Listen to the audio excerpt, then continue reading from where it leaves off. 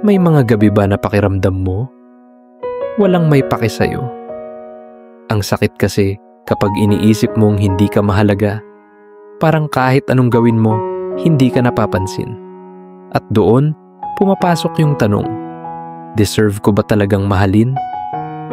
Pero ito ang katotohanan, hindi nawawala ang halaga mo kahit hindi ito laging napapansin ng iba. Hindi base sa kung sino ang nananatili o umaalis ang worth mo. At kahit pakiramdam mo unwanted ka, you are still deeply worthy of love. Ngayong gabi, gawin mo lang ito. Ilagay ang kamay mo sa dibdib mo, huminga ng malalim, at sabihin mo, I am worthy of love. I matter, even if they don't see it. My existence itself is proof of my value. Hayaan mong dahan-dahan itong pumasok sa puso mo. Kung madalas mong maramdaman na walang may pake sa'yo, follow mo ako. Sabay nating ipaalala sa isa't isa. You are loved. You are seen.